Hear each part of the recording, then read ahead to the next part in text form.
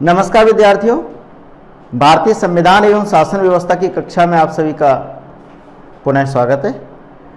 और हम भारतीय संविधान को पढ़ने का प्रयास कर रहे थे और हम लोग देख रहे थे पिछली कक्षा में हमने देखा था भारतीय संविधान की विशेषताएं। हम लोग देख रहे थे भारतीय संविधान की विशेषताएं।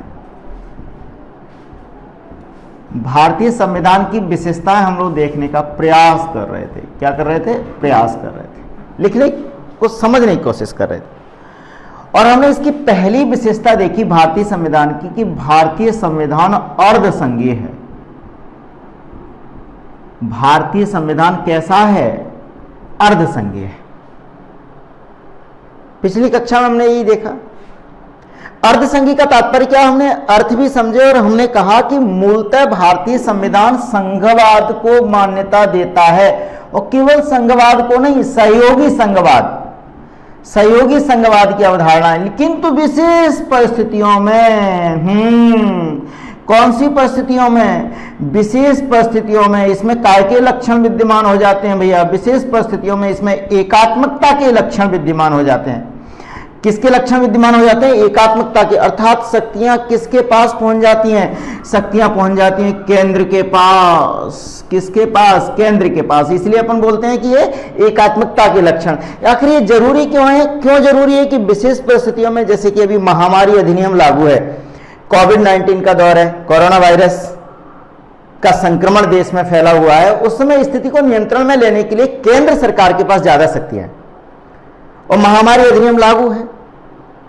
जब ऐसी स्थितियां आएंगी तो उस समय केंद्र को मजबूत होना चाहिए। और हमने ऐतिहासिक अनुभवों से यह देखा है कि जब जब केंद्र कमजोर हुआ है तब तब हमने गुलामी का दंश झेला है मित्रों। तो इसलिए केंद्र के पास कब शक्तियां होंगी? देश की एकता और अखंडता के लिए, देश की एकता व अखंडता के लिए, विदेश नीति को प्रभावपूर्ण तरीके से लागू करने के लिए किसके पास शक्तियां होनी चाहिए? केंद्र के पास होनी चाहिए। साथ ही साथ क्या होना चाहिए? परमाणु ऊर्जा है, परमाणु ऊर्जा है, रेलवे है, अन्य सुरक्षा संबंधी जो प्रावधान है, जो सुरक्षा संबंधी जो प्रावधान है, वो किसके पास होने चाहिए? केंद्र के पास होना चाहिए। अभी आप देखिए फिलहाल, और केंद्र के पास शक्तियां ज्यादा क्यों भी होना चाहिए? संतुलित आर्थिक विकास का, अगर हम लोग संतुलित आर्थिक विकास का दृष्टिकोण लें, संतुलित आर्थिक विकास, बैलेंस्ड इकोनॉमिक डेवलपमेंट, इसके लिए भी शक्तियां किसके पास होनी चाहिए? केंद्र के पास होनी चाहिए। संविधान संशोधन कौन कर सकता है? राज्य कर सकते हैं या केंद्र कर सकते हैं? केंद्र कर सकता है। संविधान संशोधन संबंधी प्रावधान भी कौन लागू कर सकता है साथियों? केंद्र।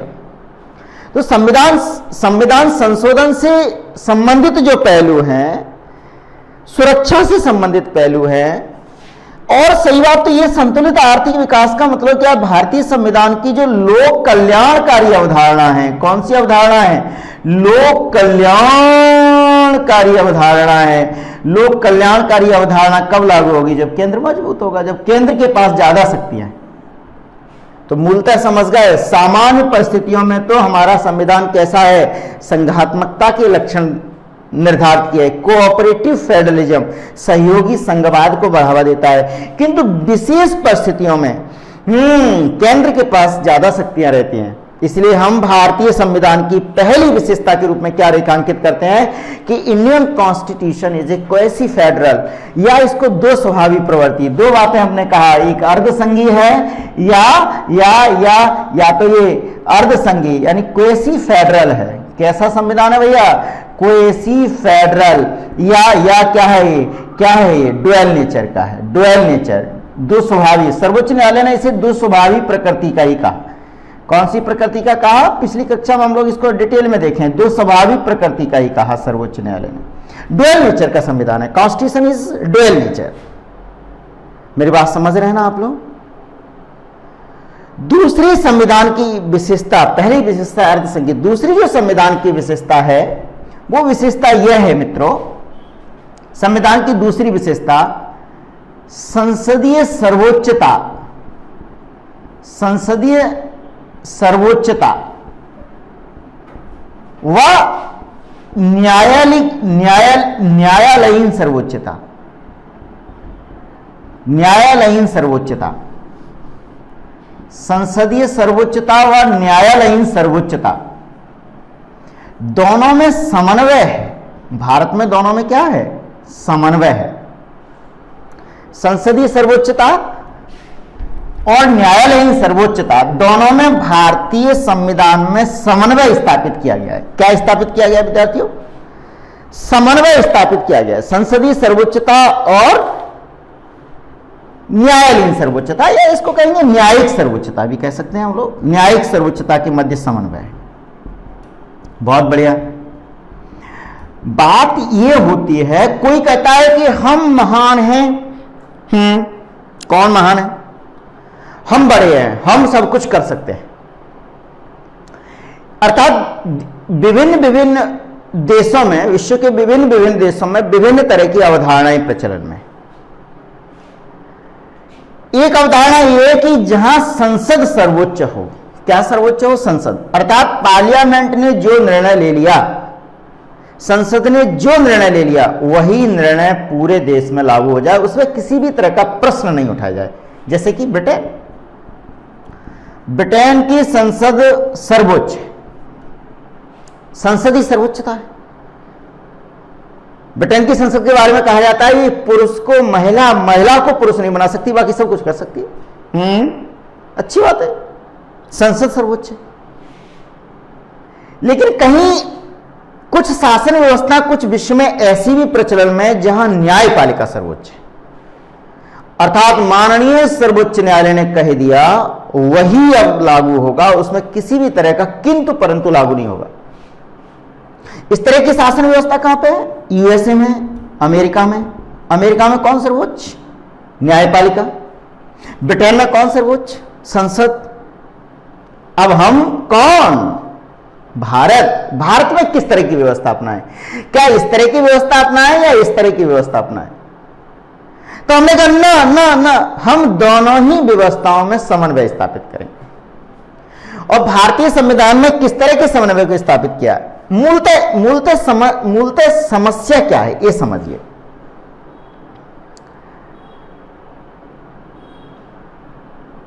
न्यायिक सर्वोच्चता ब्रिटेन में क्यों है ये समझने की कोशिश करते हैं। न्यायिक सर्वोच्चता यूनाइटेड स्टेट ऑफ अमेरिका में क्यों है? संयुक्त राज्य अमेरिका में क्यों है? हमारे पास दो तरह की चीजें हैं। यहां हम समन्वय स्थापित करेंगे। क्या स्थापित करेंगे? समन्वय। अब हम भारत की स्थिति देखते हैं। भारत की स्थिति, भारत की स्थिति में क्या है? ये मान लीजिए आपकी पूरी विधायिका है। क्या है भैया? विधायिका, जहां कानून बनता है। और विधायिका में कौन शामिल होगा? संसद। अर्थात अगर हम केंद्र के स्तर पर कहें तो कौन? राज्यसभा प्लस लोकसभा। यहां कानून पारित होगा और इस पे प्रेसिडेंट क्या करेंगे? हस्ताक्षर करेंगे और आपका कानून बन जाएगा, अधिनियम बन जाएगा। लेकिन सरकार में जो व्यक्ति शामिल होता है, ये पूरा विधायिका है। समझिए समझिए समझिए, पूरा विधायिका है। बड़ा सर्किल क्या है भैया? विधायिका है। किंतु सरकार में जो व्यक्ति शामिल होंगे भारत में, कौन व्यक्ति शामिल होंगे? जो व्यक्ति शामिल होंगे, अर्थात प्रधानमंत्री बनेंगे, मंत्री बनेंगे, उपमंत्री बनेंगे, राज्य मंत्री बनेंगे, मंत्री परिषद बनेंगे, यानी राजनीतिक कार्यपालिका बनेगी। वो राजनीतिक कार्यपालिका भी काय का अंग होगी भैया? विधायिका का ही हिस्सा होगी। दिख रहा है या नहीं दिख रहा? मैं सीधा लिखूं, राजनीतिक कार्यपालिका भी काय का हिस्सा होगी? राजनीतिक कार्यपालिका, राजनीतिक कार्यपालिका काय का हिस्सा होगी? विधायिका का ही हिस्सा होगी। अर्थात विधायिका के सदस्य ही राजनीतिक कार्यपालिका के सदस्य होते हैं। भारत के संदर्भ में कोई व्यक्ति मंत्री परिषद में शामिल हो सकता है, किंतु 6 माह के अंदर उसे किसी भी सदन से या तो राज्यसभा से या लोकसभा से उसे निर्वाचित होकर आना पड़ेगा। कहने का मतलब क्या है, भारत की स्थिति क्या है भैया, क्या है इंडिया की स्थिति? भारत की स्थिति यह है, क्या है भारत की स्थिति? भारत की स्थिति यह है कि कार्यपालिका के सदस्य, कार्यपालिका के जो सदस्य होते हैं वो काय के सदस्य होते हैं? विधायिका के ही सदस्य होते हैं। काय के सदस्य होते हैं? विधायिका के ही सदस्य होते हैं। बाहर का कोई व्यक्ति नहीं कहेगा, सदस्य होते हैं, सदस्य होते, सदस्य होते। अतः यहां कार्यपालिका और विधायिका के मध्य विवाद की स्थिति नहीं होती है। अतः यहां ऐसे बना लेंगे हम लोग,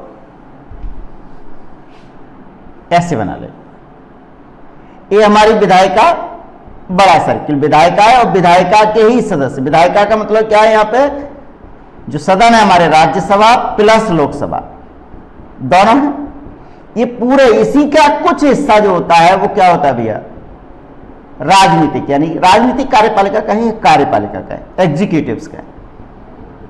बात समझ रहे हैं? तो आप समझिए, कार्यपालिका के सदस्य काय के सदस्य होते हैं? विधायिका के ही सदस्य होंगे, तो इसलिए दोनों के मध्य विवाद नहीं, अतः विवाद नहीं, अतः विवाद नहीं होता है, विवाद नहीं। क्योंकि यदि कार्यपालिका अपना बहुमत खो जाएगी विधायिका में, तो मंत्रिपरिषद आप जानते हैं लोकसभा की प्रति उत्तरदायी होती है, मंत्रिपरिषद ही भंग हो जाएगी। किंतु अमेरिका की स्थिति क्या है, जहां न्यायालय सर्वोच्च है? यूएसए की स्थिति क्या है? यहां पे कार्यपालिका के सदस्यों का, कार्यपालिका के सदस्यों का विधायिका का सदस्य होना अनिवार्य नहीं है। विधायिका का सदस्य होना अनिवार्य नहीं है, अनिवार्य नहीं है। बात समझ गए? अर्थात कार्यपालिका के सदस्य विधायिका के सदस्य नहीं होते हैं। अगर डोनाल्ड ट्रंप साहब चाहे कि मुझे प्रोफेसर अंगद ओझा को विदेश मंत्री बनाना, बना सकते हैं, और मुझे फिर वहां किसी भी, यानी 2 सदन है वहां पे यूएसए में, 2 सदन है। कौन से 2 सदन है? एक सीनेट और दूसरा house of representative, house of representative, house of representative. तो अब यहां पे कार्यपालिका में आने के लिए दोनों का ही दोनों में से किसी का सदस्य होना अनिवार्य नहीं है। वहां पे कोई भी व्यक्ति राष्ट्रपति की कार्यपालिका में स्थान पा सकता है, बशर्ते राष्ट्रपति चाहे। स्वाभाविक बात है, अब मेरे चाहने से तो नहीं होगा ना। तो इसका मतलब क्या है कि यहां कार्यपालिका और विधायिका के मध्य विवाद की स्थिति बन सकती है, क्योंकि विधायिका के सदस्य कैसे आए हैं? निर्वाचित होकर आए हैं, चाहे वो सीनेट और हाउस ऑफ रिप्रेजेंटेटिव के सदस्य हों। किंतु कार्यपालिका के सदस्य निर्वाचित नहीं है, राष्ट्रपति के द्वारा नियुक्त हैं। समझ रहे हैं ना बात को? तो यानी यहां कार्यपालिका और विधायिका के मध्य विवाद संभव है या नहीं है? संभव है। यहां पे कार्यपालिका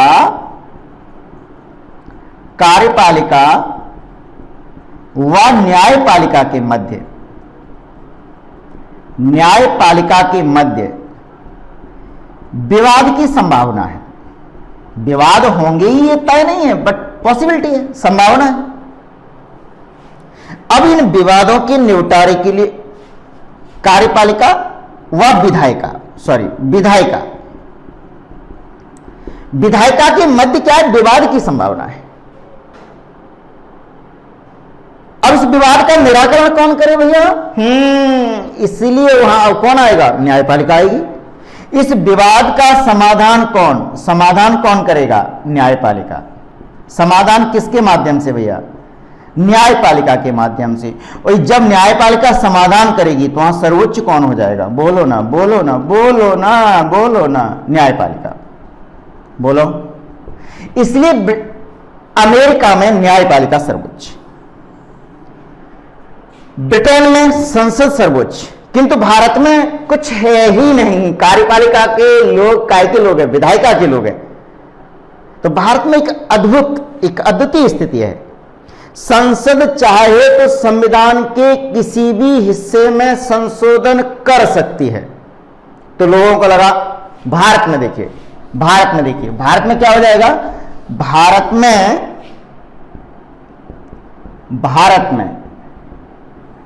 क्या होगा? भारत में संसद अगर चाहे संसद संविधान में क्या कर सकती है? बोलो भैया, संविधान में संशोधन कर सकती है, कुछ भी संशोधन कर सकती है संसद चाहे तो लोगों को लगा जब संसद संविधान में संशोधन कर सकती है तो सर्वोच्च कौन हो गया? संसद। किंतु कल ही हमने देखा था, प्रस्तावना के संबंध में भी देखा था, जैसे ही यह संशोधन होगा माननीय न्यायपालिका इस संशोधन का अध्ययन करेगी। न्यायपालिका क्या करेगी? संशोधन का अध्ययन करेगी। बोलो भैया। और वो देखेंगे, माननीय सर्वोच्च न्यायालय देखेगा। न्यायपालिका में कौन देखेगा? सर्वोच्च न्यायालय। और माननीय सर्वोच्च न्यायालय यह देखने की कोशिश करेगा कि ये जो संशोधन है इनको पड़ेगा कि संविधान में आज संसद ने क्या संशोधन कर दिया। और यदि ये संशोधन मौलिक ढांचे का उल्लंघन है, काय का उल्लंघन है भैया? मौलिक ढांचे का उल्लंघन करता है। यदि यह संशोधन मौलिक ढांचे का उल्लंघन करता है, संविधान का मौलिक ढांचा, कल ही अपन ने देखा था गत्यात्मक एवं परिस्थितिजन्य अवधारणा, जिसकी समय समय पर व्याख्या कौन करेगा? सर्वोच्च न्यायालय। यदि संसद के द्वारा किया गया संशोधन न्यायपालिका ने देखा और यदि वो संशोधन मौलिक ढांचे का उल्लंघन करता है तो न्यायपालिका इस संशोधन को विधि शून्य घोषित कर देगी। क्या घोषित कर देगी भैया? विधि शून्य घोषित कर देगी, यानी ये लागू नहीं होगा, घोषित कर देगी। अब कई लोग कहने लगे न्यायपालिका सर्वोच्च है, न्यायपालिका सर्वोच्च है।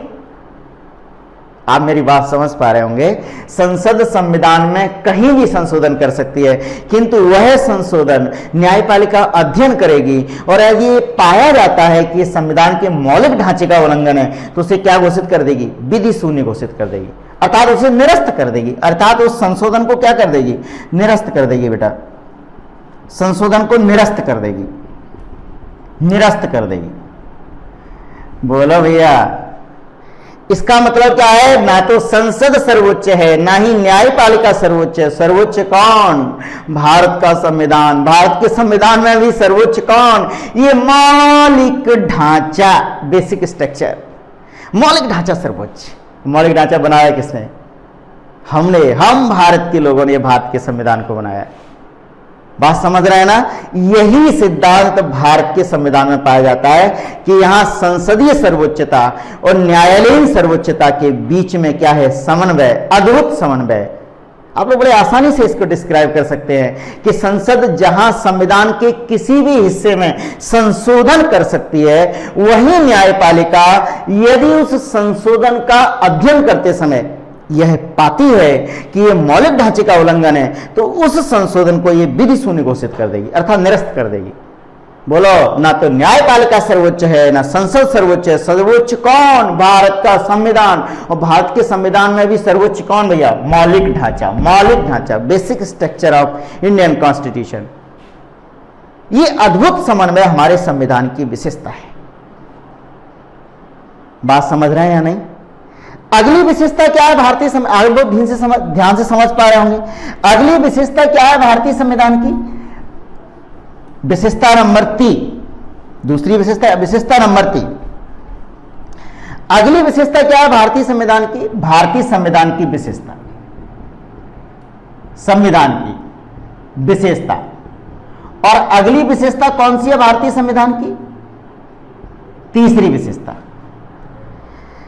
कि भारतीय संविधान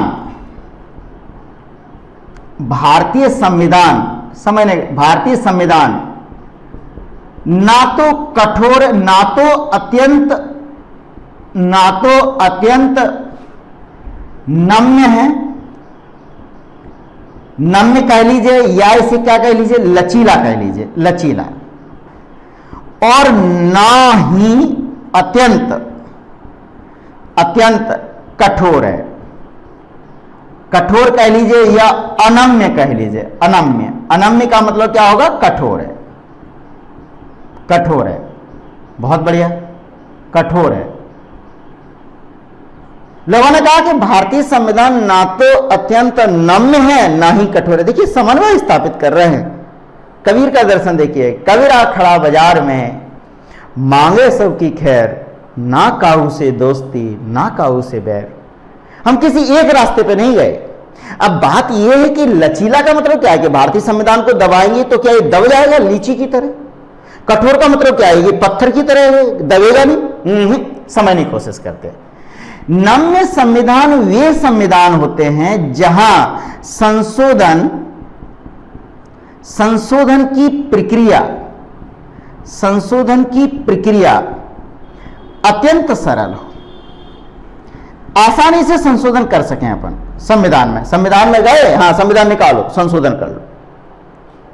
तो विश्व में नम्य संविधान कौन से संविधान को कहते हैं भैया? नम्य संविधान वे संविधान होते हैं जिनमें संशोधन की प्रक्रिया अत्यंत सरल है। क्या भारत में ऐसा है? पता नहीं, देखते हैं। विश्व में अनम्य संविधान कौन से होते हैं? अनम्य, नम्य का मतलब समझ रहा है, लचीला, और अनम्य का मतलब समझ रहा है, कठोर संविधान या अनम्य संविधान वे संविधान होते हैं जिनमें संशोधन की प्रक्रिया अत्यंत जटिल हो। कैसी हो बेटा? अत्यंत जटिल हो, कठिन हो, आसानी से संशोधन नहीं हो पाए। तो विश्व में कई तरह के संविधान है। विश्व में कई तरह के संविधान क्या है विद्यार्थियों? नम्य संविधान है कुछ जिनमें संशोधन की प्रक्रिया क्या है? अत्यंत सरल है। कोई भी आया, चलो उठाओ संविधान, संशोधन कर लो। अनम्य संविधान जिनमें संशोधन की प्रक्रिया जटिल है। अब हमने क्या कहा भारत के संविधान के संदर्भ में? हमने क्या कहा? हम क्या कह रहे हैं? हम कुछ नहीं कह रहे, जो संविधान है वही तो कह रहे हैं। हम कह रहे हैं ना तो ये अत्यंत नम्य है और ना ही अनम्य है। अर्थात इसका मतलब क्या है? अर्थात इसका मतलब यह है कि भारतीय संविधान में कुछ प्रावधान ऐसे होंगे, कुछ विषय ऐसे होंगे जिनको अत्यंत सरल तरीके से हम संशोधन कर पाए, और कुछ विषय ऐसे होंगे कि इनके संशोधन की प्रक्रिया अत्यंत जटिल हो। तभी तो हमने कहा कि ना तो ये ज्यादा नम्य है और ना ही ज्यादा अनम्य है। तो हम ये लोग देखने की कोशिश करेंगे कि भारतीय संविधान में, वैसे तो हम लोग भारतीय संविधान को जब पढ़ेंगे तो आर्टिकल 368 संशोधन की प्रक्रिया देखेंगे, लेकिन फिर भी यह देख लें तो इसकी विशेषता क्लियर हो जाएगी। भारतीय संविधान में संशोधन कितने तरीके से होता है, कैसे हो सकता है? भारतीय संविधान में संशोधन का पैटर्न क्या रह सकता है? संशोधन का पैटर्न क्या रह सकता है? भारतीय संविधान में जो संशोधन होगा वो संशोधन की प्रक्रिया क्या हो सकती है? संशोधन की प्रक्रिया समझने की कोशिश करते हैं। फिर देखेंगे कि भारतीय संविधान के कौन से प्रावधान ऐसे हैं जो नम्य वाली कैटेगरी में बिलोंग करते हैं और कौन से संविधान ऐसे हैं जो अनम्य वाली कैटेगरी में बिलोंग करते हैं। यहां हम लोग लिख लेते हैं यहां पे, ताकि आप लोगों को आसान रहेगा। नम्य का मतलब क्या रहेगा? संशोधन की प्रक्रिया सरल, नम्य कह लेंगे और लचीला भी कह लेंगे। संशोधन की प्रक्रिया सरल, मैं आशा करता हूं आप लोग समझ पा रहे हैं। संशोधन की प्रक्रिया सरल नहीं, अत्यंत सरल। अनम्य का मतलब क्या होगा? अनम्य का मतलब होगा कठोर, और कठोर का मतलब होगा संशोधन की प्रक्रिया अत्यंत जटिल। संशोधन की प्रक्रिया कैसी हो भैया? अत्यंत जटिल हो। अब भारतीय संविधान में संशोधन की प्रक्रिया क्या है, ये समझने की कोशिश करते हैं। भारतीय संविधान में संशोधन की प्रक्रिया यह है, कुछ प्रावधान ऐसे हैं जो साधारण बहुमत से क्या हो जाते हैं, संशोधन हो जाता है। और साधारण बहुमत से संशोधन का मतलब कौन सी कैटेगरी आ जाएगी, नम्य कैटेगरी। साधारण बहुमत से जिनमें संशोधन हो जाता है, जैसे कौन कौन से प्रावधान, राज्य का क्षेत्र, राज्यों की सीमाओं में परिवर्तन, काय में परिवर्तन, राज्यों की सीमा में परिवर्तन। सीमा का मतलब वो नहीं है जो आप समझते हो सीमा, ना ना ना, बॉर्डर, बॉर्डर, बॉर्डर में परिवर्तन। संघ राज्य हेतु मंत्री परिषद का गठन, संघ और राज्य हेतु काय का गठन, काउंसिल ऑफ मिनिस्टर। अगर इनमें अपने को परिवर्तन करना है, मंत्री परिषद का गठन, एक ऐसी प्रक्रिया साधारण बहुमत से हो जाएगी। और क्या, संवैधानिक पदों के वेतन में परिवर्तन इत्यादि प्रावधान, अन्य प्रावधान है। संवैधानिक पदों के, एक उदाहरण के रूप में ले रहा है, वेतन में परिवर्तन, वेतन में परिवर्तन।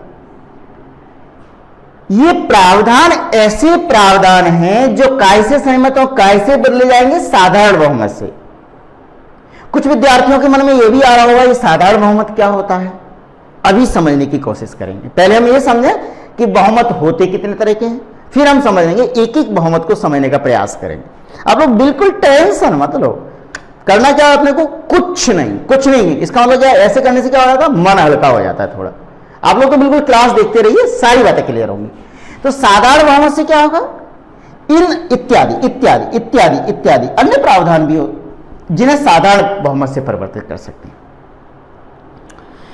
कुछ प्रावधान ऐसे हैं भारतीय संविधान के जिन्हें विशेष बहुमत से परिवर्तित करते हैं अपन। काय से परिवर्तित करते हैं, विशेष बहुमत से। विशेष संविधान का अधिकांश हिस्सा इसी श्रेणी में आता है। संविधान का अधिकांश भाग इसी तरह से संशोधित होता है।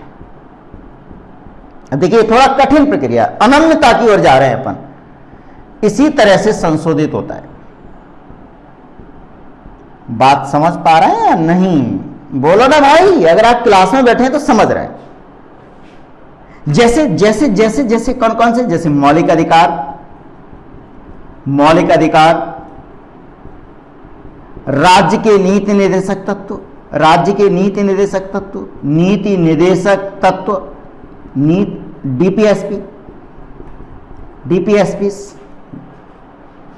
Directive principles of state policy इत्यादि अन्य। जब हम आर्टिकल 368 पढ़ेंगे तो अन्य प्रावधान। तो पहली प्रक्रिया कौन सी है, साधारण बहुमत से संशोधन। दूसरी प्रक्रिया कौन सी है बेटा, संविधान में विशेष बहुमत से संशोधन। तीसरी प्रक्रिया कौन सी है, तीसरी प्रक्रिया समझने की कोशिश करते हैं। तीसरी प्रक्रिया का मतलब क्या है, तीसरी प्रक्रिया कौन सी है, विशेष बहुमत। विशेष बहुमत प्लस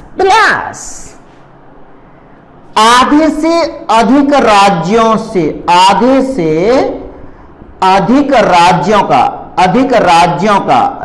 का अनुसमर्थन। जितने राज्य भारत में उससे आधे से अधिक राज्यों का अनुसमर्थन, कुछ प्रावधान ऐसे। और जो राज्य जो समर्थन देंगे, ये जो राज्य समर्थन देंगे वो साधारण बहुमत से देंगे, वो विशेष बहुमत से नहीं, साधारण बहुमत से देंगे। राज्य जो समर्थन देंगे वो कैसे देंगे बेटा, साधारण बहुमत से। अब इसमें कौन कौन से प्रावधान आएंगे, विशेष बहुमत प्लस आधे से अधिक राज्यों का अनुसमर्थन मिले। इसमें ये देखिए, ये अत्यंत कठिन प्रक्रिया हो गई। विशेष बहुमत भी चाहिए प्लस आधे से अधिक राज्यों का समर्थन भी आवश्यक है अपने को। और तो मुश्किल है, क्योंकि संसद चाहे तो परिवर्तन नहीं कर सकती, राज्य की विधानसभाओं से ही पूछना पड़ेगा। बात समझ में आ रही है नहीं आ रही, बिल्कुल आ रही है। अब ऐसे कौन कौन से विवाद हैं, जैसे केंद्र व राज्यों के मध्य जो विषय रहते हैं वो केंद्र व राज्यों के संबंध के विषय। दूसरा क्या है, राष्ट्रपति का निर्वाचन। राष्ट्रपति का निर्वाचन आप लोगों को दिख रहा है बोर्ड पे, राष्ट्रपति का निर्वाचन। और राष्ट्रपति का निर्वाचन ऐसे नहीं कि केवल संसद तय कर ले, अगर इसमें कोई परिवर्तन करना है तो कौन, आधे से अधिक राज्यों का समर्थन चाहिए, प्लस सर्वोच्च न्यायालय, सर्वोच्च न्यायालय व उच्च न्यायालय, उच्च न्यायालय यानी supreme court plus high court, इनके अधिकारों में परिवर्तन, इनकी शक्तियों में परिवर्तन, शक्तियों में परिवर्तन। दिख पा रहा है, लिख पा रहा है या नहीं? शक्तियों में परिवर्तन, बोलो ना भाई। केंद्र व राज्यों के संबंध में जो विषय है वो राष्ट्रपति का निर्वाचन है, वो सर्वोच्च न्यायालय व उच्च न्यायालय की शक्तियों में अगर परिवर्तन करना है तो आधे से अधिक राज्यों का समर्थन, प्लस अत्यंत महत्वपूर्ण चीज इसी कैटेगरी में वो है 7वीं अनुसूची। कल अपने देखा था, कल नहीं पुरानी कक्षा में देखा, 7वीं अनुसूची, 7th शेड्यूल। और 7वीं अनुसूची में कितने विषय बोले, संघ सूची, संवर्ती सूची और कौन सी सूची, आप लोग बिल्कुल पढ़ने वाले बच्चे हैं, कौन सी सूची, राज्य सूची। अगर इसमें किसी भी तरह का परिवर्तन करना है तो आपको विशेष बहुमत भी चाहिए, प्लस आधे से अधिक राज्यों का समर्थन भी चाहिए। अब आपकी पिक्चर एकदम क्रिस्टल की तरह क्लियर, पानी की तरह पारदर्शी हो गई कि कुछ प्रावधान ऐसे हैं जो साधारण बहुमत से होंगे। अर्थात किसकी तरफ इशारा कर रहे हैं, हम लोग नम्यता से किधर जा रहे हैं, अनम्यता की ओर जा रहे हैं, अनम्यता की ओर जा रहे हैं। इसलिए भारतीय संविधान ना तो अत्यंत नम्य है और ना ही अत्यंत अनम्य है। बात क्लियर हो रही है या नहीं हो रही? यानी कुछ प्रावधान अत्यंत आसान तरीके से संशोधित हो जाएंगे और कुछ प्रावधान अत्यंत कठोर तरीके से, अत्यंत कठिन जटिल प्रक्रिया है संशोधन की, जिसको पूरा करना कठिन, कठिनाई है, उसमें कठिनाई है। अब आप लोगों के मन में सवाल ये आ रहा होगा, कॉपी पेन रखे होंगे, आप सर ये बताइए साधारण बहुमत क्या होता है, विशेष बहुमत क्या होता है, और राज्यों का समर्थन यानी राज्यों में साधारण बहुमत। तो हम लोग ये समझने की कोशिश करेंगे कि बहुमत किस तरह प्राप्त किए जाते हैं सदन में, साधारण बहुमत कैसे प्राप्त किया जाता है, ध्यान से समझने की कोशिश करेंगे। और ध्यान से समझने की कोशिश में अब हमेशा के लिए समझ लेंगे, फिर ये हमेशा के लिए समझ लेंगे, कोशिश करते हैं, ये समझने की कोशिश करते हैं। साधारण बहुमत और विशेष बहुमत, साधारण बहुमत समझने की कोशिश करते हैं। साधारण बहुमत, साधारण बहुमत, दो बातें समझिए। अपने एक उदाहरण लेते हैं, अपन अपने भारत की संसद का उदाहरण लेते हैं। भारत की संसद अर्थात भारत की संसद राज्यसभा, लोकसभा और राष्ट्रपति तीनों से मिलकर बनी होती है। हम एक सदन का उदाहरण ले रहे हैं। अच्छा आप ही लोग बताइए, लोकसभा में सदस्य संख्या कितनी है? कहां की लोकसभा, कहां की लोकसभा? भारत की लोकसभा में कितने सदस्य हैं, कितने सदस्य हैं? जल्दी से बता दो, बताओ ना लाला। 545, इतने ही है। अब इसका आधा कितना होगा? आधा, आधा, आधा का मतलब होगा 1/2, हाफ। कुछ लोग अंग्रेजी माध्यम वाले भी हों, कुछ लोगों का गणित कमजोर होगा, तो 545/2 अर्थात कितना हो जाएगा? 272.5। अब आप समझिए ना कि हिंदुस्तान में आधा सांसद तो पाया नहीं जाएगा कि एक सांसद आधा है, 72 सांसद कहां से लाएं? कि कहीं का सांसद है, मान लीजिए कहीं का मध्य प्रदेश का, कहीं का सांसद भिंड के सांसद है, उसका आधा मान ना ना ना, ना। तो हम लोग क्या मानते हैं, इस फिगर को राउंड करते हैं और इस फिगर को क्या मान लेते हैं बेटा? 273। तो जब भी हम आधे सदस्य कहेंगे लोकसभा में तो उसका अर्थ होगा 273। ध्यान रखो, लोकसभा में आधे सदस्य का मतलब होगा 273। अब आप समझिए, लोकसभा की बैठक आयोजित करने के लिए कितने सदस्य होने चाहिए? बैठक चल रही है, कितने सदस्य होने चाहिए बताओ? कोरम होता है, कोरम का मतलब होता है 1/10। कोरम को बोलते हैं गणपूर्ति। कितने, अब मान लीजिए एक ही सांसद है, मान लीजिए ग्वालियर, या मान लीजिए आपका ग्वालियर के सांसद है और लोकसभा में पहुंच गए और लोकसभा अध्यक्ष से कह रहा है, हे लोकसभा अध्यक्ष मैं आ गया, बैठक आयोजित की जाए।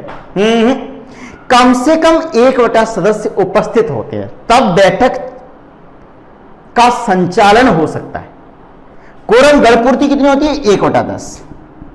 अब 1/10 काय का? 1/10 कुछ लोग गणित के छात्र नहीं होंगे, गणित से जिनका कोई लेना देना नहीं है, तो कोई बात नहीं, घबराने की कोई आवश्यकता नहीं है। 1/10 काय का? 545 का। 545 का 1/10 मतलब समझ रहे हैं? बिल्कुल समझ लेना। 545 54.5। अब आप समझिए आधा सांसद कहां से आएगा, तो हम लोग इसको राउंड ऑफ कर लेंगे, कितना? 55। तो कम से कम 55 सदस्य लोकसभा में अगर जाएंगे तो बैठक का संचालन हो सकता है। और लोकसभा की सदस्य संख्या का आधा जब जब मैं कहूंगा उसका मतलब क्या है?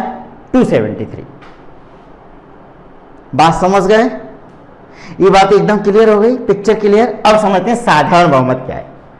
साधारण बहुमत का मतलब है जिस दिन साधारण बहुमत से कोई प्रावधान हम पारित कर रहे हैं, उसका मतलब समझ रहे हैं क्या है? उसका मतलब है कि उस दिन कोरम से काम नहीं चलेगा। ना ना ना, कोरम नहीं। 55 सदस्य आ गए, उन्होंने कहा चलो इसको पारित कर देते हैं, और मान लीजिए 40 सदस्यों ने समर्थन में वोट दे दिया, तब काम नहीं चलेगा। उस समय क्या होना चाहिए? उपस्थिति, सदन में जो उपस्थित सदस्य हों। कंडीशन देखते हैं पहले साधारण बहुमत के लिए, यानी उपस्थित सदस्यों की संख्या,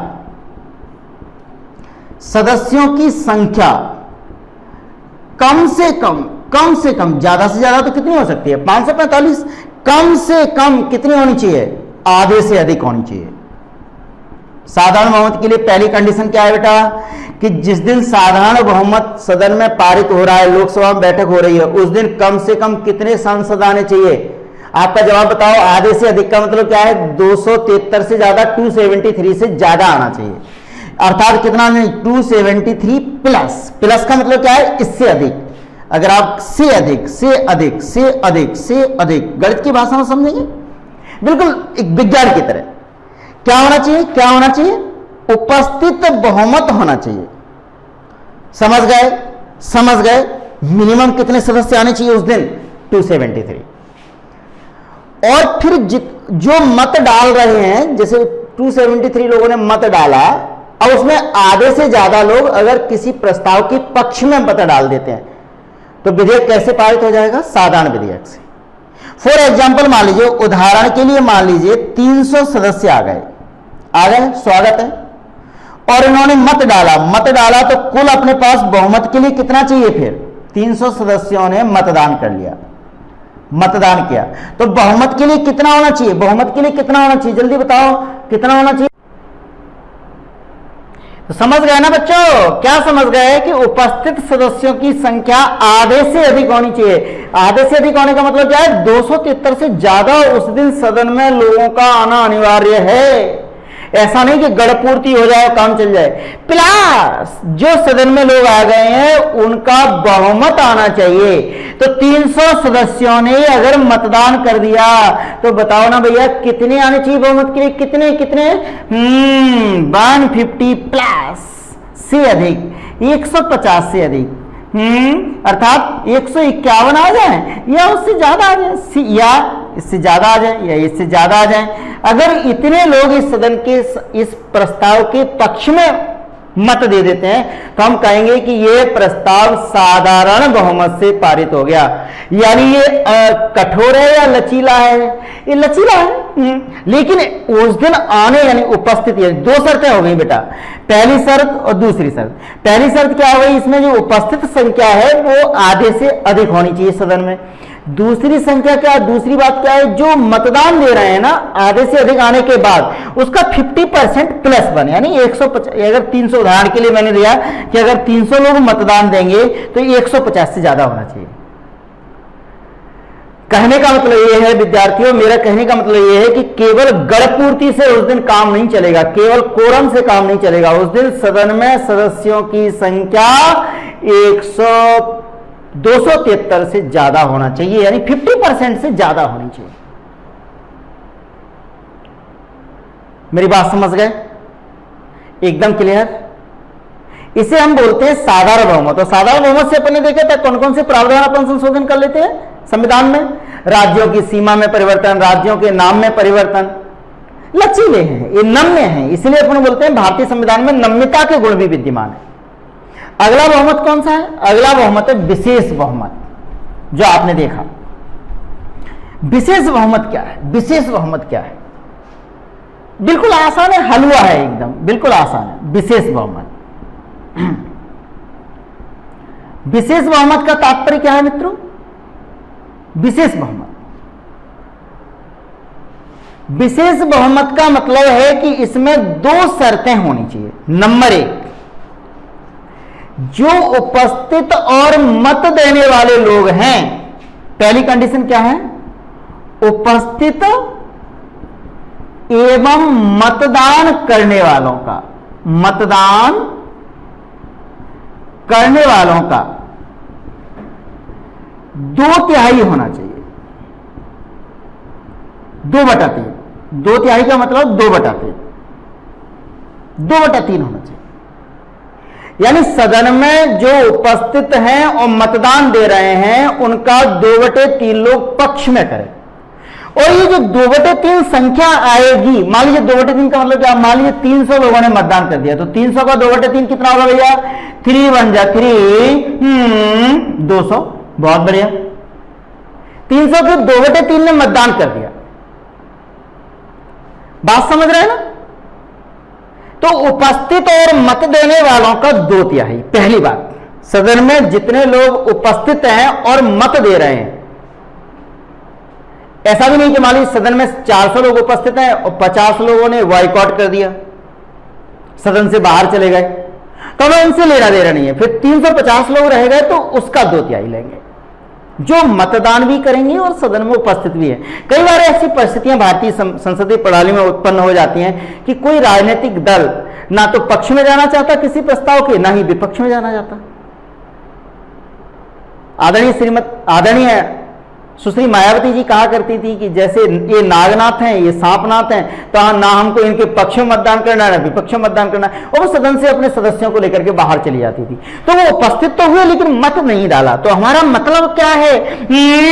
उपस्थिति भी और मतदान करने वाले लोगों का कितना होना चाहिए? 2/3 प्लस ये जो 2/3 है, इससे काम नहीं चलेगा। केवल ये जो संख्या 2/3 आई है उपस्थित और मतदान करने वालों की, यह संख्या सदन के सदस्य संख्या के आधे से अधिक होना चाहिए। यानी यह संख्या उपस्थित, ये जो बहुमत का आंकड़ा है, बहुमत का आंकड़ा है, बहुमत का जो आंकड़ा है, बहुमत का जो आंकड़ा है वो क्या होना चाहिए? सदन की सदस्य संख्या के आधे से अधिक। यानी कितना होना चाहिए बेटा? 273 प्लस, अर्थात 273 से ज्यादा होना चाहिए। समझिए दोनों शर्तें। शर्त नंबर 1 यानी 52 प्लस 2 दोनों लागू होनी चाहिए। शर्त 1 साथ में शर्त 2 भी लागू होना चाहिए। अगर ये दोनों शर्तें एक साथ लागू होंगी तो हम कहेंगे कि यह प्रस्ताव विशेष बहुमत से पारित हो गया। दोबारा समझते हैं, दोनों शर्तों का मतलब क्या है कि जो उपस्थित और मतदान कर रहे हैं उनका कितना बेटा? 2/3। कहां डाले? पक्ष में डाले। और यह जो संख्या है, यह संख्या सदन की संख्या अर्थात उसके आधे से अधिक, 273 से ज्यादा आना चाहिए। उदाहरण के लिए मान लीजिए 300 लोगों ने उपस्थित हुए और मतदान किया, तो इसका 2/3 कितना आया? 200। क्या ये 200 273 से ज्यादा है? नहीं है। तो इस स्थिति में प्रस्ताव विशेष बहुमत से पारित नहीं होगा। समझ रहे हैं? पहला वाला आंकड़ा 273 से ज्यादा होना चाहिए। अगर थोड़ी देर के लिए ये मान लेते हैं, मान लीजिए 450 लोग उपस्थित थे और जिन्होंने मतदान किया, इसका 2/3 ले लो, 2/3 ले लो, 3 1 जा 3, 300, 300 हो गया। अब देखो क्या ये 300 273 से ज्यादा है, 273 से ज्यादा है? हाँ है। यानी ये 300 क्या है, 273 से ज्यादा है। इस स्थिति में हमारा प्रस्ताव विशेष बहुमत से पारित हो जाएगा। समझ रहे ना भैया, समझ रहे हैं या नहीं? विशेष बहुमत से क्या हो जाएगा, पारित हो जाएगा। क्लियर? बात एकदम क्लियर है, बात एकदम स्पष्ट है। विशेष बहुमत में मतलब पहली शर्त क्या है, उपस्थित एवं मतदान करने वालों का 2/3 आ जाना चाहिए आंकड़ा पक्ष में। और यह जो आंकड़ा है केवल 2/3 से काम नहीं चलेगा, ये 2/3 आंकड़ा 273 से ज्यादा होना चाहिए।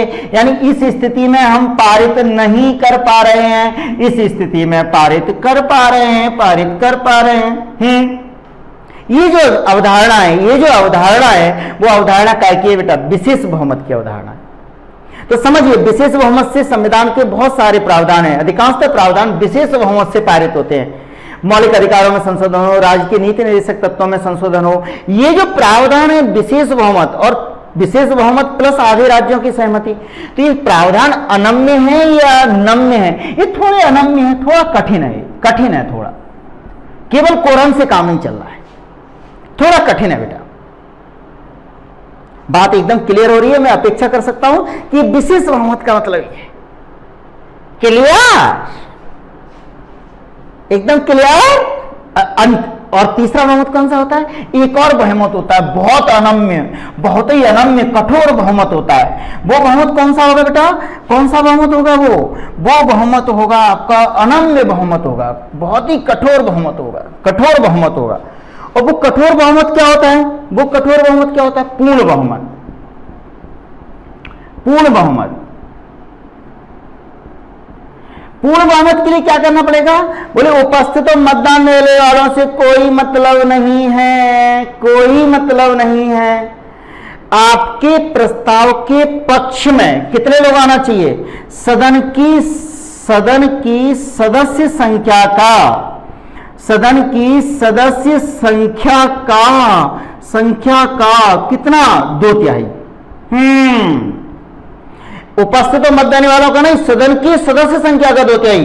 अर्थात अगर हम भारत के संदर्भ में देखें तो भारत के लोकसभा के संदर्भ में देखें तो 545 सदस्य हैं, तो 545 का 2/3 कितना हो जाएगा भैया? बोलो ना लाला, बोलो।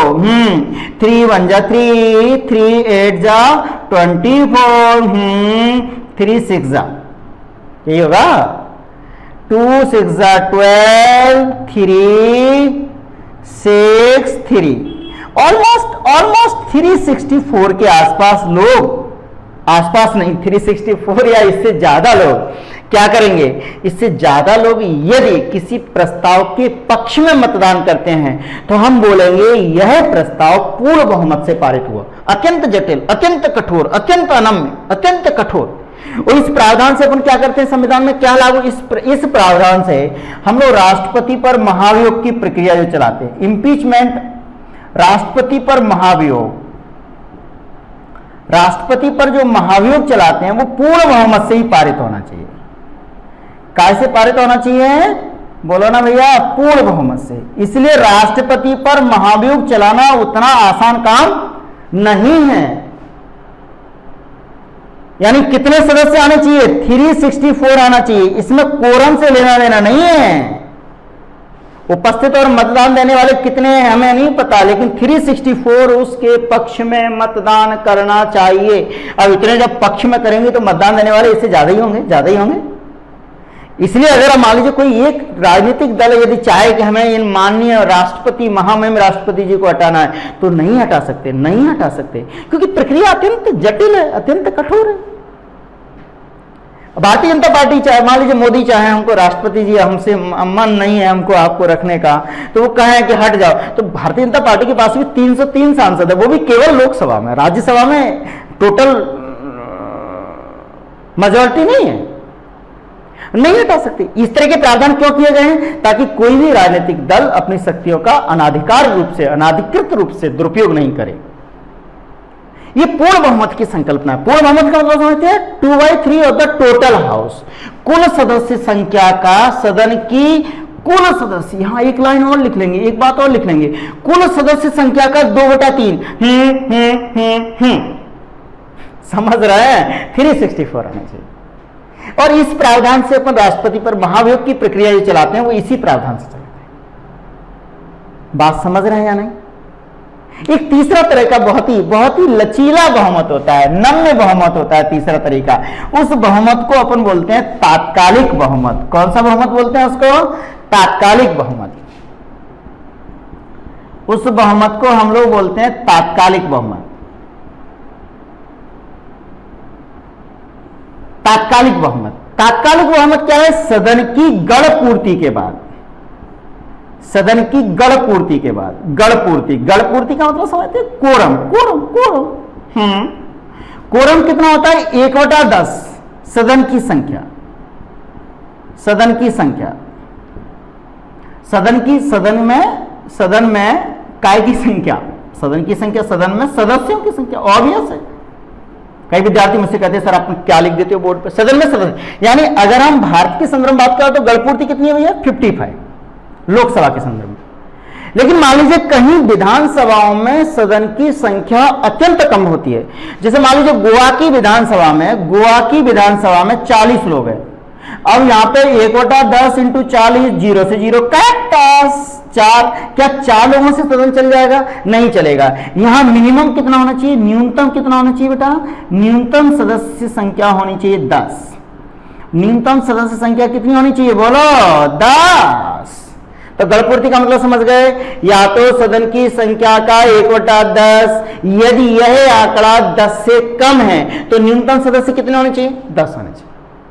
यदि सदन की गणपूर्ति के बाद साधारण, यानी जो मतदान कर रहे हैं साधारण बहुमत से, यानी सदन की गणपूर्ति के बाद केवल गणपूर्ति वाले सदस्य हैं, मान लीजिए 55 लोग आ गए और 28 लोगों ने अगर मतदान कर दिया तो प्रस्ताव पारित हो जाएगा। सदन की गणपूर्ति के बाद, कोरम पूरा होने के बाद अगर मतदान हो और उसमें बहुमत आ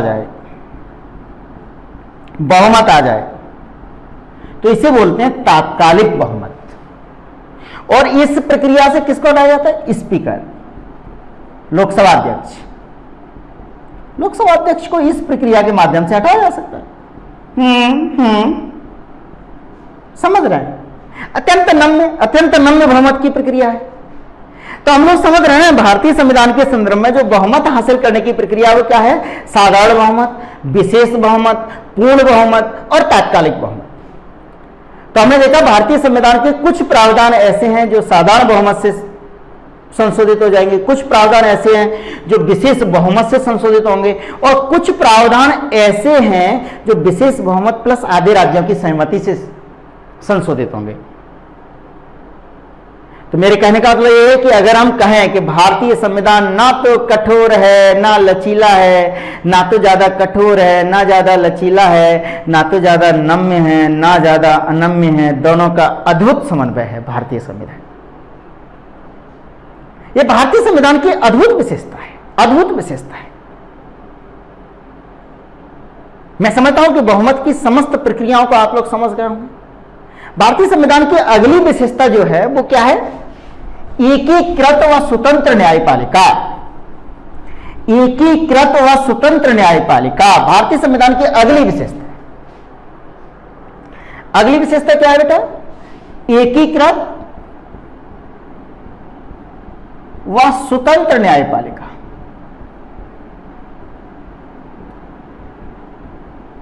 स्वतंत्र न्यायपालिका है।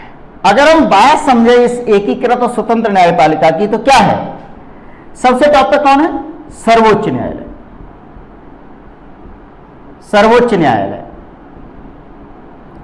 दूसरे नंबर पे कौन है? उच्च न्यायालय।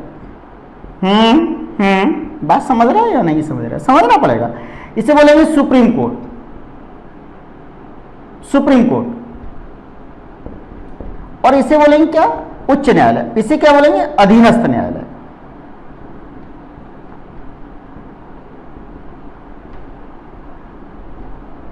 अधीनस्थ न्यायालय का मतलब लोअर कोर्ट।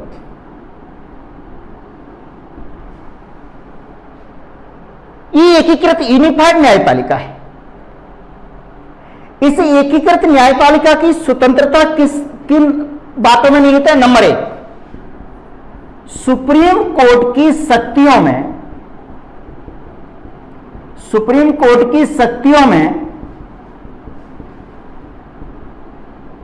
कमी नहीं की जा सकती।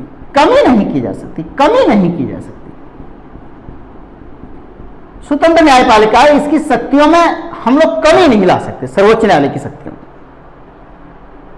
दूसरा क्या है कि सर्वोच्च न्यायालय ने जो निर्णय दे दिए किन्हीं मुद्दों पर, वह निर्णय उच्च न्यायालय और अधीनस्थ न्यायालय के लिए अभिलेख का काम करते हैं, रिकॉर्ड का काम करते हैं, और वो इन न्यायालयों के लिए एक नजीर बन जाती है। क्या बन जाती है? एक नजीर बन जाती है।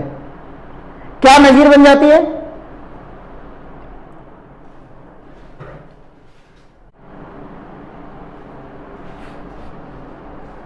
सर्वोच्च न्यायालय की शक्तियों में कमी नहीं की जा सकती, सुप्रीम कोर्ट की शक्तियों में।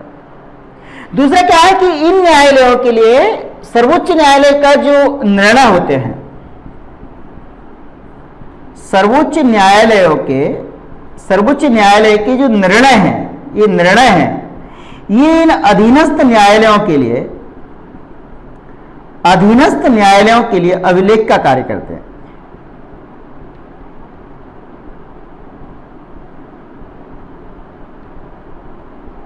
अधीनस्थ न्यायालयों के लिए काय का काम करते हैं? रिकॉर्ड का काम करते हैं, अभिलेख का कार्य करते हैं। तो न्यायपालिका की स्वतंत्रता है, एकीकृत न्यायपालिका है। ऐसा नहीं कि इनके निर्णय का आधार कुछ और होगा और इनके निर्णयों का आधार कुछ और होगा। आईपीसी, सीआरपीसी जो संहिता है, प्रक्रिया संहिता है, दंड संहिता है, कानून की जो अधिनियम है, एक्ट है, वो एजेक्ट लागू होंगे। और कई बार तो ये अधीनस्थ न्यायालय नजीर देते हैं, ये रेफरेंस देते हैं कि इस तरह के मुकदमे में माननीय सर्वोच्च न्यायालय ने यह निर्णय दिया था, इसलिए हम यहां निर्णय दे रहे हैं, इस तरह का निर्णय दे रहे हैं। ये सर्वोच्च न्यायालय की शक्तियां हैं। एक अद्भुत शक्ति है सर्वोच्च न्यायालय की, जो आप देखने की कोशिश करेंगे। अद्भुत शक्ति क्या है बेटा? बहुत ही अद्भुत शक्ति है। सर्वोच्च न्यायालय के पास एक आर्टिकल है भारतीय संविधान में आर्टिकल है 142। आप लोगों ने देखा होगा, आप लोग तैयारी करें, यूपीएससी में तो अक्सर किसी न किसी रूप में इसको पूछ लेते हैं। मध्य प्रदेश लोक सेवा आयोग में पूछा जा सकता है, क्योंकि मध्य प्रदेश लोक सेवा आयोग के प्रश्नों का स्तर भी क्या हो गया है? बहुत ज्यादा जटिल हो गया, बढ़ गया। आर्टिकल 142 क्या कहता है कि सर्वोच्च न्यायालय पूर्ण न्याय के लिए, काय के लिए? पूर्ण न्याय के लिए, फॉर कंप्लीट जस्टिस, सर्वोच्च न्यायालय पूर्ण न्याय के लिए कोई भी आदेश या डिक्री दे सकता है। आदेश या डिक्री प्रदान कर सकता है। समझिए बात को। सर्वोच्च न्यायालय, सुप्रीम कोर्ट, माननीय सर्वोच्च न्यायालय सरकार को कोई आदेश या डिक्री प्रदान कर सकता है। किसके लिए? पूर्ण न्याय के लिए। कहां लिखा है संविधान में? आर्टिकल 142 में। और इसी का आधार बना के सर्वोच्च न्यायालय सरकार को बार बार चेताता रहता है, चेतावनी देता रहता है, हे सरकार, प्रवासी मजदूरों के लिए खाने की व्यवस्था करो, उनको अपने घर तक पहुंचाओ। कई बार पर्यावरण से संबंधित मामलों पर सरकार को आदेश दिया है, नेशनल ग्रीन ट्रिब्यूनल बनाया है, एनजीटी, हरित न्यायाधिकरण। और कई बार आर्टिकल जो सबसे महत्वपूर्ण है भैया, आर्टिकल 21 की व्याख्या में, आर्टिकल 21 की व्याख्या की है और प्राण व दैहिक स्वतंत्रता के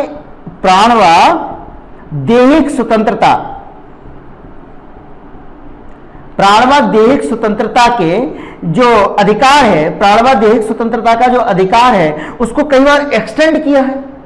सर्वोच्च न्यायालय क्या कहता है? प्राण व देहिक स्वतंत्रता का तात्पर्य यह नहीं है कि कोई व्यक्ति सांस ले रहा है तो जिंदा है। न गंदी बात। कैसा जीवन? गरिमामय जीवन। कैसा जीवन? गरिमामय जीवन जीने का अधिकार है। इसलिए स्वच्छ पेयजल का अधिकार, स्वच्छ पर्यावरण का अधिकार, समय समय पर सर्वोच्च न्यायालय इस तरह की व्याख्या करता रहता है। एक और सरकार को निर्देश भी देता है। और जब गरिमामय जीवन के संदर्भ में ही सरकार को क्या निर्देश दिया माननीय सर्वोच्च न्यायालय ने? इसी संदर्भ में सरकार को 3 तलाक के संबंध में कहा। 3 तलाक के संबंध में केंद्र सरकार को सर्वोच्च न्यायालय ने निर्देश दिया, हे सरकार, 3 तलाक मानवीय गरिमा के खिलाफ है, इसलिए आप इसमें संबंधित निश्चित समयावधि में कानून बना दो, नहीं तो फिर हम आ जाएंगे। समझ रहे ना बात को? ये आर्टिकल 142 के तहत। और 3 तलाक के मुद्दे पर सरकार से स्पष्ट कहा सर्वोच्च न्यायालय ने कि आप इससे उपयुक्त कानून बनाइए जिससे कि मानवीय गरिमा बनी रहे। आर्टिकल 21 की व्याख्या की। संघ सेवा आयोग ने तो पिछली बार प्रारंभिक परीक्षा में एक बड़ा इंटरेस्टिंग सवाल पूछा गया, आप लोग भी बड़ा इंटरेस्ट के साथ उसको अध्ययन करेंगे, कि यदि कोई लड़की अपनी इच्छा से किसी व्यक्ति के साथ शादी करती है, लड़कों के पास हालांकि ये विकल्प उपलब्ध नहीं रहता, लड़के तो चाहते ही लेकिन कर नहीं पाते, लेकिन यदि कोई लड़की करती है तो ये किस अनुच्छेद के अंतर्गत आएगा? 90% आबादी ने स्वतंत्रता के अधिकार में इसको टिक कर दिया। आर्टिकल 19 स्वतंत्रता का अधिकार। ना भाई, स्वतंत्रता तो है किंतु ये प्राण व देहिक स्वतंत्रता का अधिकार है, व्यक्ति गरिमामय जीवन जी सकता है। आर्टिकल 21 के तहत इसे अंतर्निहित करेंगे। लड़कों ने कहा यूपीएससी ने सवाल पूछा है, बड़ा भ्रमित सवाल पूछा है, ये नहीं लिखा यदि कोई लड़का अपनी पसंद की किसी लड़की से शादी करना चाहता है। अरे अगर लड़का ऐसा चाहता है और उसकी शादी हो जाती है तब तो उसे प्रसाद वगैरह चढ़ाना चाहिए मंदिर में जाके, भगवान ने सुन ली उसकी। लेकिन यदि कोई लड़की करती है तो ये गरिमामय जीवन जीने का अधिकार है। आर्टिकल 142 के तहत सर्वोच्च न्यायालय समय समय पर ऐसे आदेश, ऐसे निर्देश सरकार को दे सकता है। अभी रिसेंटली बहुत ही बढ़िया एग्जांपल आया सामने इस पूर्ण न्याय का। अभी सर्वोच्च न्यायालय ने हाल ही में फैसला सुनाया है राम जन्मभूमि विवाद। राम जन्मभूमि विवाद से संबंधित फैसला आया अभी सर्वोच्च न्यायालय ने सुनाया। विवाद क्या था? विवाद यह था कि रामलला, इसमें 2 पार्ट थे, रामलला और मुस्लिम वक्फ बोर्ड या मुस्लिम बोर्ड था। और बेसिकली जमीन के मालिकाना हक से संबंधित विवाद था। जमीन के मालिकाना हक से संबंधित विवाद था। और सर्वोच्च न्यायालय ने कहा तमाम प्रक्रिया अपना के साक्ष्यों के साथ एक लंबी सुनवाई करके और ये निर्णय दिया है कि जन्मभूमि रामलला की है। रामलला के पक्ष में निर्णय आ गया, बात खत्म हो गई। निर्णय रामलला के पक्ष में आया तो बात खत्म।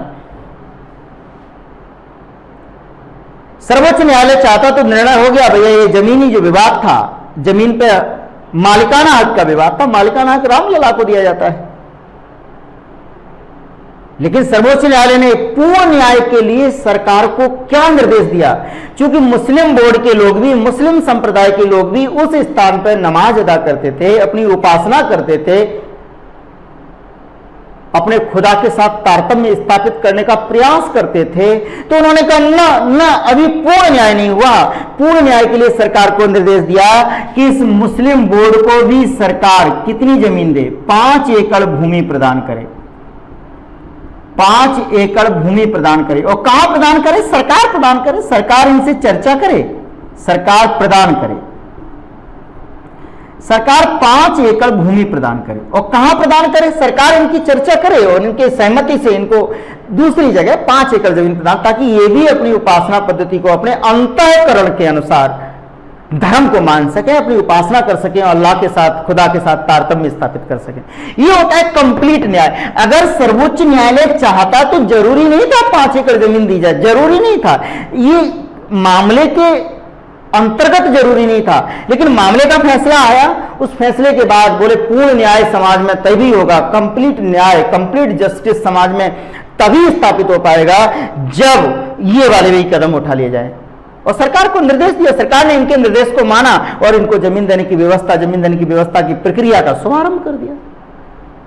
बात समझ रहे हैं? तो एकीकृत और स्वतंत्र न्यायपालिका भारत में है, ये भारतीय संविधान की विशेषता है और सर्वोच्च न्यायालय के पास आर्टिकल 142 में ये शक्तियां अंतर्निहित है कि वो पूर्ण न्याय के लिए, काय के लिए, बहुत ध्यान से पढ़िएगा इसको, आर्टिकल 142 को आप लोग देख सकते हैं, बेयर एक्ट में पढ़ सकते हैं। पूर्ण न्याय के लिए सरकार को किसी भी तरह का, पूर्ण न्याय के लिए, पूर्ण न्याय का मतलब पूरी बात लिखेंगे, कुछ लोग अंग्रेजी मीडियम में पढ़ते हैं, कंप्लीट जस्टिस के लिए सरकार को किसी भी तरह का निर्देश दे सकता है।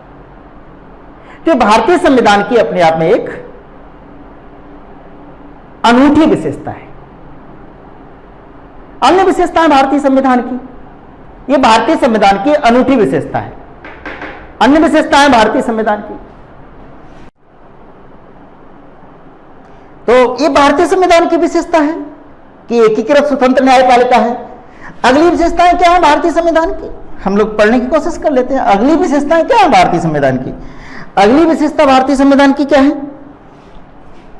अगली विशेषता क्या है? संसदीय लोकतंत्र है अपने यहां, संसदीय लोकतंत्र।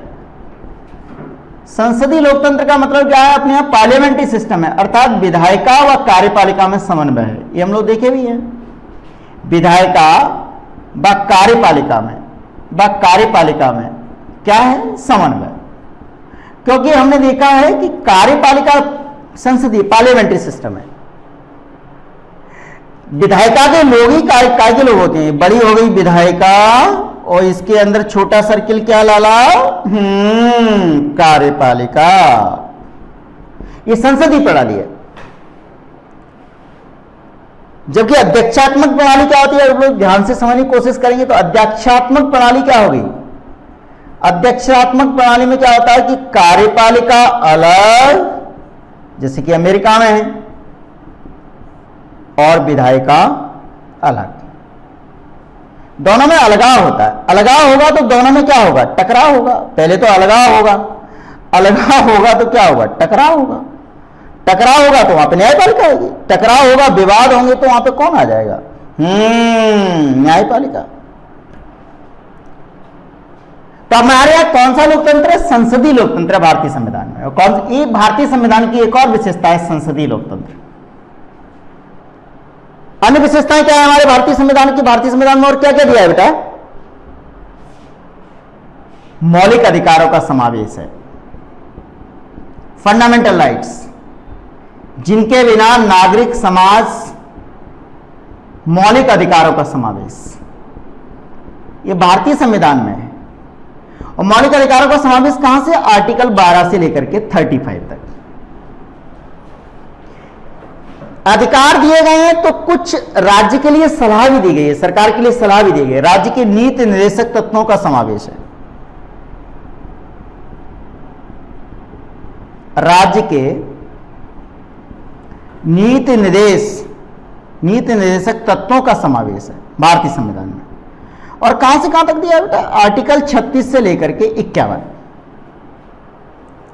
मौलिक कर्तव्य भी हैं, ऐसा नहीं है नागरिकों के लिए भी कुछ कहा जाएगा, ऐसा नहीं कि आप लोग कुछ मत करिएगा, हम लोग भी कुछ करेंगे। मौलिक कर्तव्यों का समावेश, ये भारतीय संविधान की विशेषता है। मौलिक कर्तव्य है, रायत के नीति निर्देशक तत्व भी हैं। और मौलिक कर्तव्य कहां दिए हैं आप जानते हैं? आर्टिकल 51 का कितने मौलिक कर्तव्य हैं? 11। मेरा आपसे आग्रह है, it is my humble request, 11 के 11 मौलिक कर्तव्य याद कर लीजिए। तो आपको किस पेपर में सहायता मिलेगी? संविधान के पेपर में तो मिलेगी, साथ में इथिक्स के पेपर में बहुत मदद मिलने वाली है आपको। पेपर 4 मुख्य परीक्षा के लिए, पेपर प्रश्न पत्र 4 बहुत मदद मिलने वाली है आपको। मौलिक कर्तव्य अपने को क्या बताएंगे? मौलिक कर्तव्य परायणता की भावना बताते हैं, कर्तव्य परायणता की भावना बताते हैं। मौलिक कर्तव्य आपको क्या बताते हैं? कर्तव्य परायणता की भावना बताते हैं। और क्या है? और किस तरह की विशेषता है भारतीय संविधान में? आप लोग देखेंगे भारतीय संविधान में और क्या विशेषता है। हम लोग देखेंगे भारतीय संविधान में पंथ निरपेक्षता की अवधारणा है। हम लोग उसमें भी देखे थे, पंथ निरपेक्षता की अवधारणा है। प्रस्तावना को जब हम लोग समझ रहे थे तभी हमने देखा था। यानी हम किसी भी पंथ माने एक ही विचारधारा को मानने वालों का समूह। पंथ का मतलब क्या होगा? एक ही विचारधारा को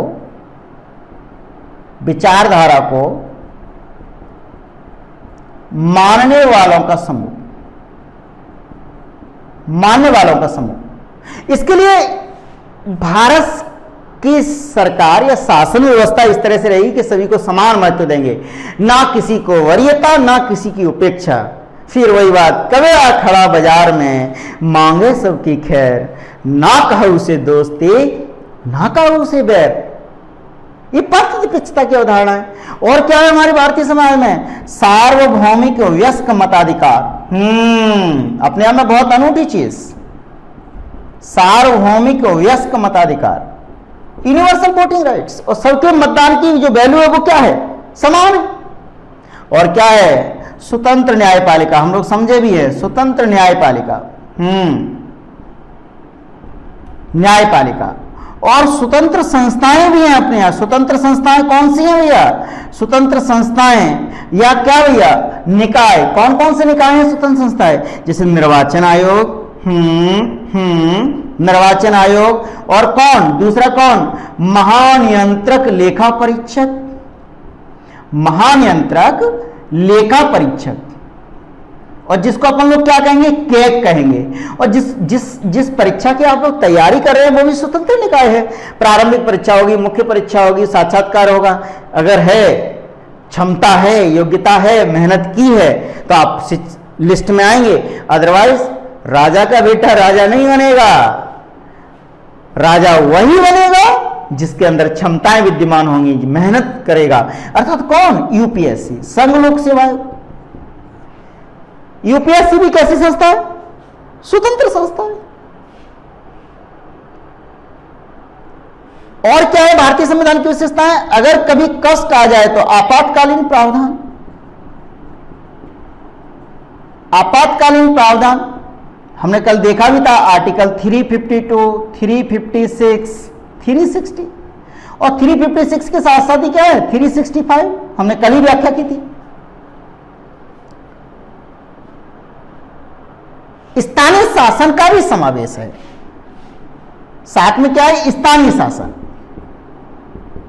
स्थानीय शासन, स्थानीय शासन का मतलब होगा ग्राम पंचायतें हैं, नगर पंचायतें हैं, नगर पालिका, स्थानीय शासन।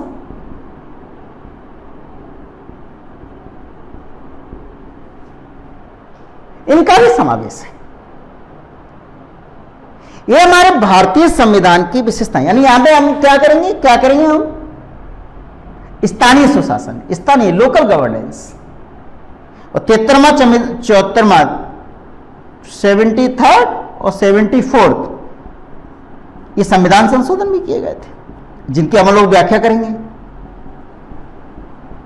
संविधान संशोधन किए गए जिनकी व्याख्या की जा सकती है।